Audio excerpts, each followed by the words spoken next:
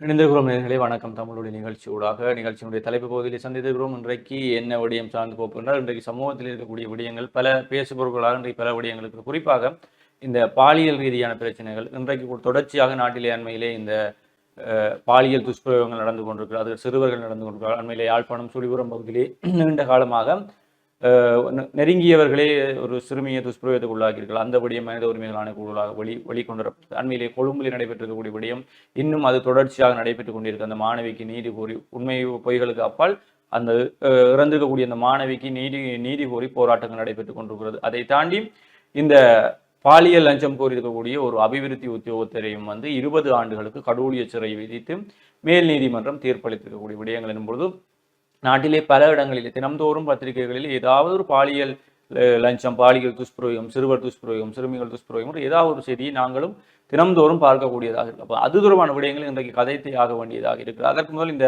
20 வருட கடூழிய சிறை தண்டனையை பற்றி நாங்கள் பார்த்து விட்டு வரலாம். இந்த 20 வருட கடூழிய சிறை தண்டனை ஏன் அவருக்கு வழங்கப்பட்டிருக்கிறது என்றால், தன்னுடைய 7 வயது மகனுடைய அறுவை சிகிச்சை ஒன்றுக்காக, சிறுநீரக அறுவை சிகிச்சைக்காக அரசாங்கத்திடமிருந்து அந்த மானியமாக பணத்தை பெற்றுக் கொள்வதற்காக அந்த தாயார் கோரிக்கையை முன்வைத்திருக்கிறார். அப்ப அந்த பணத்தை பெற்றுக் கொடுப்பதற்கு அந்த அபிவிருத்தி உத்தியோகத்தர் அவரிடம் தாயாரிடம் பாலியல் லஞ்சத்தை கோரியிருக்கிறார். இப்போ பாலியல் லஞ்சம் கோரியிருக்கின்றதில் அந்த வழக்கு நீதிமன்றத்தை தொடுக்கப்பட்டு மேல் நீதிமன்றத்துக்கு சென்று மேல் நீதிமன்றத்திலே அவருக்கு 10 ஆண்டுகளுக்கு ஒத்திவைக்கப்பட்ட 20 வருட கடூழிய சிறை தண்டனை விதிக்கப்பட்டது. அதை தாண்டி அவருடைய வாக்களிக்கும் உரிமை அல்லது கடவுச்சீட்டு உரிமைகள் என்பது எல்லாவையுமே நிறுத்தி வைக்கப்பட்டிருக்கிறது. இந்த விடயங்களை தேர்தல் ஆணைக்குழுவிற்கும் அறிவித்து அவருடைய வாக்களிக்கும் உரிமையை நிறுத்தி வைக்குமாறும் தெரிவித்திருக்கிறார். ஒரு நாட்டிலே ஒருவருக்கு வாக்களிக்கும் உரிமை என்பது இல்லாமல் போகுது என்பது அவருடைய குடியுரிமையை பாதிக்கக்கூடிய விடயமாக இருக்கும் பொழுது இந்த தண்டனை அனைவராலும் வரவேற்கப்படக்கூடிய விடயமாக இருக்கிறது. ஏனென்றால் இவ்வாறான கடூழியமான அல்லது கடுமையான தண்டனைகள் வரும்பொழுதுதான் இதன் மீதான பாலியல் சேட்டைகள் என்பதெல்லாம் குறையக்கூடியதாக இருக்கும் என்பது இதை பாடமாக எடுத்துக்கொண்டு சமூகத்தில் அனைவரும் திருந்த வேண்டும் என்ற ஒரு கருத்தும் இருக்குது. அதை தாண்டி இந்த கொழும்பில் இடம்பெறக்கூடிய மாணவியனுடைய இறப்பிற்கான காரணங்கள் அல்ல அதற்கு பொறுப்பாக குற்றம் சாட்டப்பட்டிருக்கக்கூடிய ஆசிரியர், அதே போன்று அவருக்கு இடமாற்றம் அளிக்கப்பட்டிருக்கிறது. இடமாற்றத்தை தொடர்ந்து அவரை மீண்டும் கட்டாய விடுமுறையில் வீட்டிற்கு அனுப்பி வைக்க வேண்டும் என்ற கொள்கை நிறைவேற்றப்பட்டு அவர் கட்டாய விடுமுறையில் வீட்டுக்கு அனுப்பி வைக்கப்பட்டிருக்கு. அதை தாண்டி அவர்களுக்கு பின்னால் அரசியல் கட்சிகள் இருக்கிறது, ஆசிரியர் சங்கத்திலே பெரிய புள்ளியிலே இருக்கிறார். அதனால் தான் அவர்கள் மீது நடவடிக்கை எடுக்கப்பட்டு பல விடயங்கள் முன்வைக்கப்பட்டாலும் அந்த மாணவிக்கு நிகழ்ந்தது போல் பல இடங்களில் பல மாணவிகளுக்கு இன்னும் சம்பவங்கள் நிகழ்ந்து கொண்டுதான் இருக்கிறது.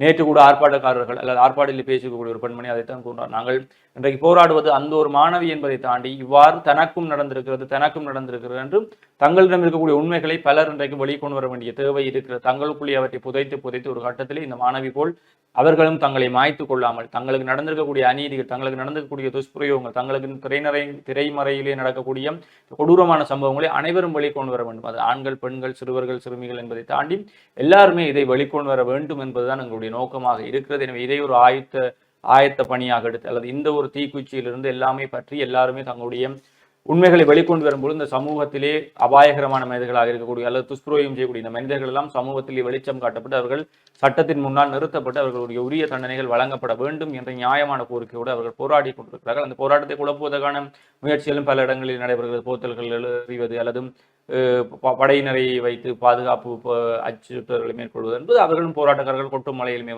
ஒரு சிறுமிக்காக போராடி கொண்டிருக்கிறார்கள். அதே போலதான் அவர்கள் கூறினார்கள், 2015 யாழ்ப்பாணத்தில் ஒரு பாடசாலை மாணவி அன்புணர்வு உட்படுத்தப்பட்டு கொலை செய்யப்பட்ட பொழுதும் ஆசிரியர் சங்கம் உட்பட அனைவரும் போராடி அந்த மாணவிக்கான நீதியிலே தங்களுடைய கைகளை பக்கபலமாக கொடுத்திருந்தார். அதே போல இந்த மாணவியினுடைய விடயத்திலும் நாங்கள் கூறுவோம் என்பது இந்த இவ்வாறான விடயங்களில் இருக்கக்கூடியவருக்கு ஒரு பயம் வர வேண்டும் என்பதற்காக ஆண்டியும் இந்த விடயத்திலே மிக உயரிய தண்டனை வழங்கப்பட வேண்டும் என்பதும் பொதுமக்களாக இருக்கக்கூடிய எங்களுடைய அவாவாகவும் இருக்கு. அதை தாண்டி அண்மையிலே கிளிநொச்சியிலே கூட பாடசாலையில் இருக்கக்கூடிய சிறுவர்கள், ஆண் சிறுவர்கள் மீது ஆசிரியரால் அல்லது உடற்கல்வி பயிற்றுவிப்பாளரால் துஷ்பிரயோகம் நடாத்தப்பட்டிருக்கிறது. அது கூட அண்மையிலே பேசுபொருளாக இருக்கும்போது இந்த விடயங்கள் எல்லாம் கொஞ்ச நாளைக்கு பேசுபொருளாக இருக்கிறது, மீண்டும் மறைந்து போகிறது, மீண்டும் அதே விடயங்கள் நடக்கிறது பொழுதும் மிகப்பெரிய தண்டனைகள் இந்த விடயத்திலே வழங்கப்பட வேண்டும். அதற்கு இந்த கொழும்பு மேல் நீதிமன்றத்தில் வழங்கப்படக்கூடிய அந்த 20 ஆண்டு கடூழிய சிறை தண்டனை, வாக்குரிமை பறிக்கப்படுவது என்பதெல்லாம் பாராட்டத்தக்க விடயங்களாக இருக்கு. எனவே இந்த ஒரு விடயத்தை வைத்துக்கொண்டு அனைவருமே உங்களுக்கு நடந்திருக்கக்கூடிய விடயங்களை வெளிக்கொண்டு வராங்க. அண்மையிலே இந்தியாவில கூட இந்த பல விடயங்கள், இந்த பாடகிகளாக இருக்கட்டும், நடிகைகளாக இருக்கட்டும், ஹேஷ்டாக்களை வந்து தங்களுக்கு நடைபெற்றிருக்கக்கூடிய விடயங்களை வந்து கூறிக்கொண்டிருந்தார். அதே போல இங்கும் நீங்கள் வெளிக்கொணராத வரை அந்த மிருகங்களால் பலரும் நாசமாக்கப்பட்டு கொண்டு இருப்பார்கள். எனவே நீங்கள் எப்பொழுது துணிந்து உங்களுக்கு நடந்தது இனியொருவருக்கு நடக்கக்கூடாது என்று வெளிக்கொண்டு வர ஆரம்பிக்கிறீர்களோ அப்பொழுது இந்த சமூகத்தில் இருக்கக்கூடிய இந்த மிருகங்கள் அனைவரும் சட்டத்தின் முன்னால் நிறுத்தப்படுவார்கள் என்பதுதான் எங்களுடைய கோரிக்கையாகவும் இருக்கு. சொல்லுங்க கார்த்தி. நிச்சயமாகத்தான் இன்று நாட்டில் பரபரப்பான விஷயங்கள் பல நடந்து கொண்டிருக்கிறது.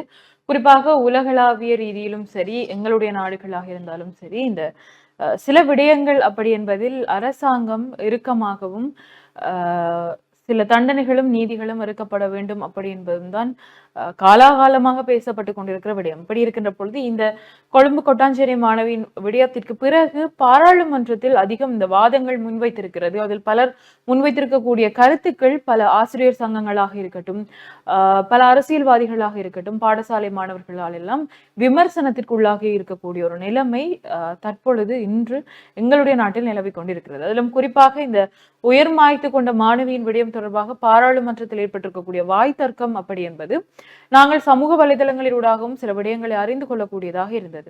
ஒரு விடயத்தை ஆராய்ந்து ஒரு பாராளுமன்றில் பேச வேண்டும் அப்படி என்பது கூட தெரியாத அளவிற்கு பலர் இந்த நாட்டை ஆட்சி செய்து கொண்டிருக்கிறார்கள் என்பதும் உண்மை என்பது தெரிகிறது. அதை தொடர்ந்து எங்களுடைய நாட்டின் பிரதமர் ஹரணி அமரசூரிய அவர்கள் இந்த சிறுவர் பாலியல் துஷ்பிரயோகம் தொடர்பான பொறிமுறை ஒன்றை கையாள உள்ளதாகவும் அவர் ஒரு கருத்தை தெரிவித்திருந்தார்.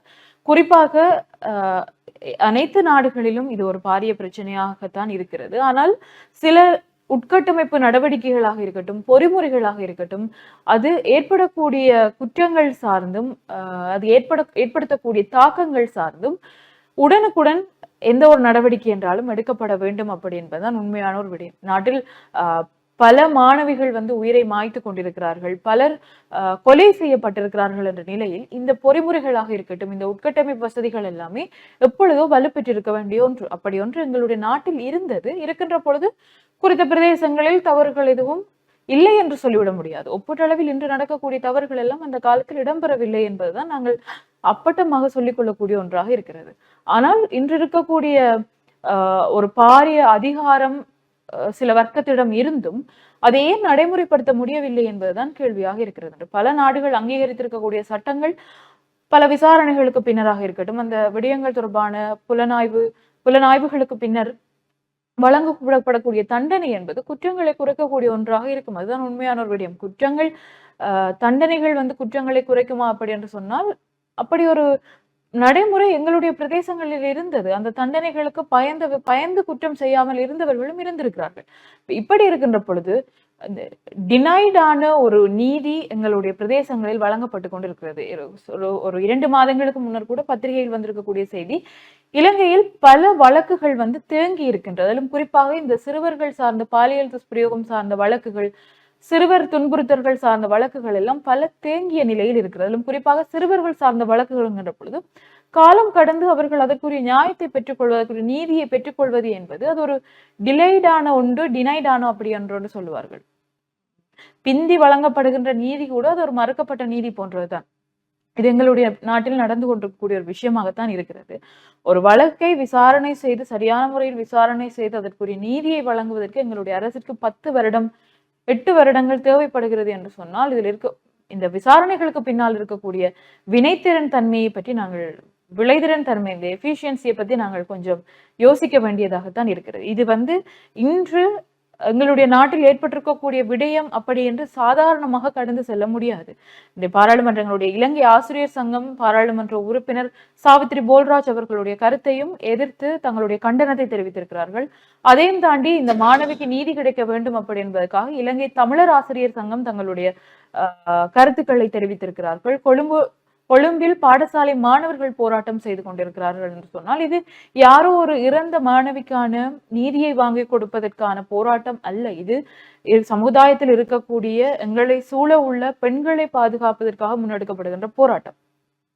ஒரு நாட்டில் ஒரு பெண் சுதந்திரமாகவும் தைரியமாகவும் வாழக்கூடிய சூழலை ஒரு அரசாங்கம் ஏற்படுத்தி தரவில்லை என்று சொன்னால் அது கூட ஒரு அரசாங்கத்தினுடைய தோல்வியாகத்தான் இருக்கிறது. இது எங்களுடைய நாட்டில் காலாகாலமாக நடக்கக்கூடிய ஒன்றாகத்தான் இருக்கிறது. இப்படி இருக்கிற பொழுது இந்த கொழும்பில் உயிர்மாற்றிருக்கக்கூடிய இந்த மாணவியினுடைய வழக்குகள் சரியான முறையில் விசாரணைக்கு உட்படுத்தப்பட வேண்டும், அந்த மாணவிக்குரிய நீதியை பெற்றுக் கொடுக்க வேண்டும் அப்படி என்பதுதான் நாங்களும் இந்த பகுதியில் இந்த தலைப்பு பகுதியில் சொல்லிக்கொள்ளக்கூடிய ஒரு விஷயமாக இருக்குது. ஹரியன், நிச்சயமா இப்ப சட்டங்கள் இருக்கப்படும் பொழுது, தண்டனைகள் அதிக அளவிலே கொடுக்கப்படும் பொழுது, அல்லது பாரதூரமான தண்டனைகள் கொடுக்கப்படும் பொழுது தான் இந்த விடயங்கள் வந்து குறைக்கப்படும் என்பது நாங்கள் ஏற்றுக்கொள்ளப்படாவிட்டாலும் அது நம்பக்கூடிய விடயமாக இருக்கிறது. ஏனென்றால் 2009க்கு முதல் நாங்கள் சென்றோம் என்றால் அங்கே இருக்கக்கூடிய சட்டங்கள், தண்டனைகள் எல்லாம் மிக கடுமையாக இருந்தது. இவ்வாறான குற்றவாளிகளுக்கெல்லாம் நினைத்து பார்க்க முடியாத அளவிற்கு கொடூரமான தண்டனைகள் வழங்கப்படும். அதனால் இந்த விடயங்கள் எல்லாம் மிக மிக அளவிலே, பூச்சி அளவிலே என்று கூறக்கூடிய அளவிற்கு காணப்பட்டது. அந்த பயங்கள் தான் அவர்கள் கை வைப்பதற்கு, அல்லது பெண்கள் அல்லது சிறுவர்கள் சிறுமிகள் மீது கை வைப்பதற்கு மிகப்பெரிய பயமாக இருந்தது. அனைவரையும் தங்கைகள் தாய்களாக நினைத்து வாழ்ந்தார். அந்த அந்த காரணம், அந்த தண்டனைகள் அல்லது அந்த ஒரு பயத்தை உருவாகியதால் தான் அந்த காலங்களிலே பெண்கள் சுதந்திரமாக நடமாட முடிந்தது, பெண்கள் போராட முடிந்தது, பெண்கள் தங்களுக்கு தேவையானவற்றை நிறைவேற்றிக் கொள்ள முடிந்தது, பெண்கள் அரசியலிலே இருக்க முடிந்தது, பெண்கள் குரலை உயர்த்தி கதைக்கக்கூடியதாக இருந்தது. எல்லாவற்றையுமே கொடுத்திருக்கிறார்கள்.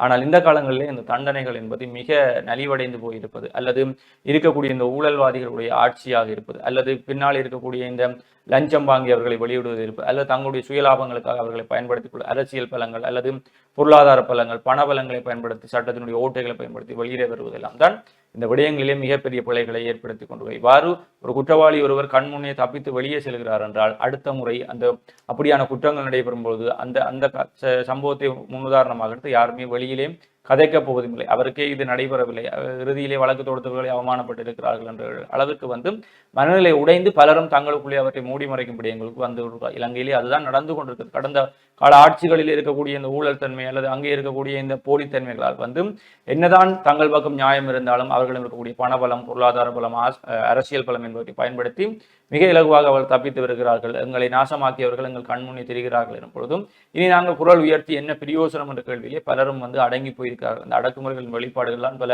தற்கொலைகள், கொலைகளுக்கும் காரணமாக அமைந்து கொண்டிருக்கிறது என்பதை அவர்கள் மிக உதாரணத்தோடு புரிந்து கொள்ள வேண்டும். எனவே மலர்ந்துக்கூடிய புதிய ஆட்சியாக இருக்கட்டும் அல்லது மாற்றத்துக்கான அரசாங்கம் இந்த விடயங்களில் என்ன செய்ய போகிறீர்கள், மக்களுக்கு எவ்வாறு ஒரு நம்பிக்கையை கொடுக்க போகிறீர்கள், இந்த விடயங்களை வெளிக்கொணர வேண்டும். இந்த விடயத்திலும் நீங்கள் முன்னே அரசாங்கங்கள் போல் இருந்து விட்டீர்கள் என்றால் மீண்டும் இவ்வாறான விடயங்கள் வெளிக்கொண்டு வரப்படாமலே விட்டு போகும். எங்களுடைய நாடுகளிலே சிறுவர் சிறுமிகளுக்கு மீண்டும் இவ்வாறான விடயங்கள் நடைபெறும். மீண்டும் பலரும் உங்களுடைய அரசியல் லாபங்களை பயன்படுத்தி வெளியிலே வரக்கூடியதாக இருக்கும். எனவே அரசாங்கமும் அரசியல் சூழலில் வாழக்கூடியவர்கள், அரசியல்வாதிகளும் இந்த விடயத்திலே ஒருமித்து குரல் கொடுக்க வேண்டும். இங்கு இது கட்சி பேதங்கள், அரசியல் பேதங்கள், இனபேதம், மதபேதம், மொழிபேதம் எல்லாவற்றையுமே தாண்டி ஒரு மனிதம், ஒரு பெண், ஒரு சமூகத்தில் இருக்கக்கூடிய சிறுவர் சிறுமிகள் இந்த நாட்டை நாளைக்கு ஆளப்போகிறவர்களுடைய உரிமைகளுக்காக நாங்கள் பேசப்பட வேண்டிய விடயங்களாக இருக்குது. எனவே நடைபெறக்கூடிய விடயங்கள் தொடர்பில் உண்மையான தன்மையை ஆராய்ந்தும் என்ன நடந்தது என்ற நீதியோடு பாதிக்கப்பட்டவர்களுடைய நீதியை வழங்க வேண்டியது அனைவருடைய கடமையாகவும் இருக்குது. அது சாதாரண அரசியல்வாதிகளோ பாராளுமன்ற உறுப்பினர் என்பதை தாண்டி சாதாரண இருக்கக்கூடிய மனிதர்கள் ஒவ்வொருவருக்குமான கடமையாக இருக்கிறது. சூழ இருக்கக்கூடிய மனிதனை பாதுகாக்க வேண்டிய மிகப்பெரிய பெரும் எங்களுக்கு இருக்கிறது. ஏனென்றால் இந்த உலகத்திலே வந்து 5 அறிவு படைத்த உயிரினங்கள் கூட தங்களுடைய இனத்தை சார்ந்த உயிரினங்களை தாண்டி இன்றைக்கு ஏனைய இனங்களை சார்ந்த உயிரினங்களை பாதுகாக்கிற நடைமுறைகள் கூட நாங்கள் அண்மைய நாட்களில் பார்த்து கொண்டிருக்கிறோம். இன்றைக்கு வந்து நாய்கள் வந்து பூனைகளுக்கு பால் ஊட்டி வளர்ப்பதாக இருக்கட்டும், அதே போல வந்து இன்றைக்கு மாடுகள் வந்து நாய்களுக்கு பால் ஊட்டி ஏனைய மிருகங்களுக்கு பால் ஊட்டி வளர்ப்பதாக இருக்கட்டும். அண்மையிலே இந்தியாவிலே வந்து ஒரு சிறுத்தை வந்து ஒரு மாட்டுடன் வந்து இரவிலே உறங்கி விட்டு செல்லக்கூடியதை பார்த்தோம். அந்த மாடு வந்து சிறுத்தையினுடைய தாய் இறந்தபோது அந்த சிறுத்தையினுடைய தன்னுடைய குட்டியாக நினைத்து அந்த சிறுத்தைக்கு பால் ஊட்டி வளர்த்திருக்கு. அந்த மாட்டை வேறொரு வீட்டிலே கொண்டு வந்து கட்டும் பொழுது அந்த மாட்டை தேடி வந்து அந்த சிறுத்தை வந்து ஒவ்வொரு நாளும் இரவிலே வந்து செல்லுது. அப்போ நாய்களினுடைய சத்தம் கேட்கும்போது அந்த வீட்டினுடைய உரிமையாளர் கமராவை பொருத்தி பார்க்கும்போது அந்த சிறுத்தை வந்து இரவிலே அந்த மாடோடு கொஞ்சி குழாவி தன்னுடைய தாய்மை மகன் அன்பை பாராட்டி விட்டும் காலையிலே அந்த சிறுத்தை செல்கிறது என்னும் பொழுது நீங்கள் சிறுத்தை மாடுகளை அடித்து சாப்பிடக்கூடிய சிறுத்தைகளும் தங்களுடைய இனங்களை தாண்டி அன்பை பாராட்டும் பொழுது மனிதர்களாக இருக்கக்கூடிய நாங்கள் எங்களுக்கு இருக்கக்கூடிய பேதங்கள், இன, மதம் சார்ந்த எல்லாவற்றையும் தவிர்த்து மனிதம் என்ற ஒன்றுக்காக குரல் கொடுக்க வேண்டிய தேவை இருக்கிறது. எனவே அனைவரும் இந்த மனிதத்தின் பின்னால் நின்றும் எங்களுடைய பிள்ளைகள், எங்களுடைய சமூகத்தில் நடைபெறக்கூடிய அநீதிகளுக்கு எதிராக குரல் கொடுத்து நீதியை நிலைநாட்ட வேண்டிய மிகப்பெரிய பேறு எங்கள் அத்தனை பேருக்கும் இருக்கிறது என்பதை முதலிலே உணர்ந்து கொள்ளும். நிச்சயமாகத்தான் நாங்கள் பல விடயங்களை பகிர்ந்து கொண்டிருக்கிறோம். அதிலும் குறிப்பாக எங்களுடைய நாட்டில் இடம்பெற்றிருக்கக்கூடிய இந்த விடயங்கள் தொடர்பாக இனியாவது பல விடயங்கள் திருத்தப்பட வேண்டும் அப்படி என்பதுதான் எல்லோருடைய அவாவாகவும் இருக்கிறது. அதனைத் தொடர்ந்து உலகளாவிய ரீதியில் தொடர்ந்தும் இந்தியா பாகிஸ்தானுக்கு இடையிலான போர் பதற்றம் என்பது நிலவிக் கொண்டிருக்கிறது அப்படி என்ற பல செய்திகளையும் பார்க்கக்கூடியதாக இருந்தது. இவைதான் இன்றைய தலைப்பு பகுதியில் நாங்கள் சொல்லக்கூடிய விடயமா இருக்குது ஹரிஹரன்.